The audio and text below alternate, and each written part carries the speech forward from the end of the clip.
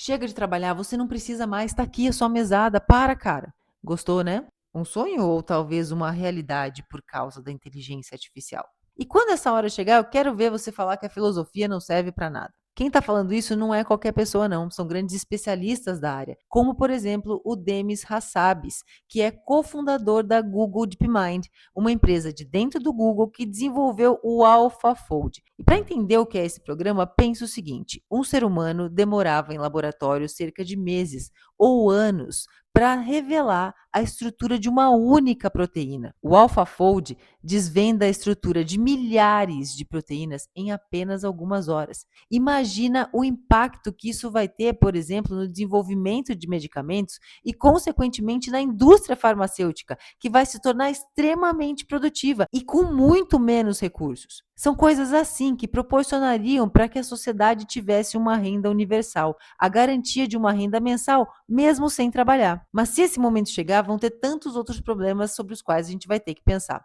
Olha o que o Hassabis falou. But maybe there are ways to distribute this new productivity, this new wealth more fairly. I don't know if we have the right institutions to do that, but that's what should happen at that point. There should be, we may be in a post-scarcity world.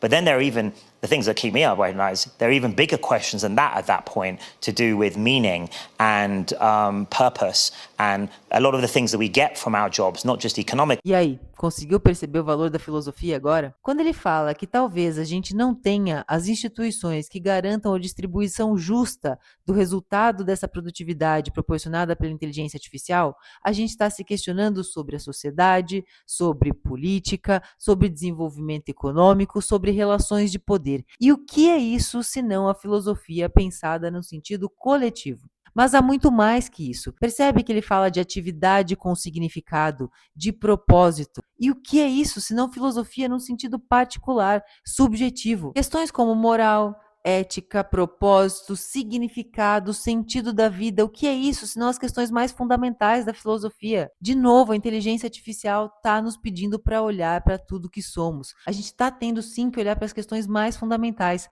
para aquilo que nos constitui. E quando a gente pensa no sentido coletivo, a gente tem essa colaboração que a gente pode se ajudar. Mas e quando for para olhar para nós mesmos, individualmente? A nossa relação com o trabalho é muito importante para a nossa vida. Dela derivam tantas outras relações, inclusive a nossa perspectiva de quem nós somos. Quando isso sair de cena, será que a gente ainda vai saber quem a gente é? Se você não for mais definido pelo que você faz, você ainda consegue se reconhecer? Talvez a filosofia possa te ajudar a pensar nisso o quanto antes que a urgência sobre esses questionamentos possam fazer a gente não entender direito quem a gente é.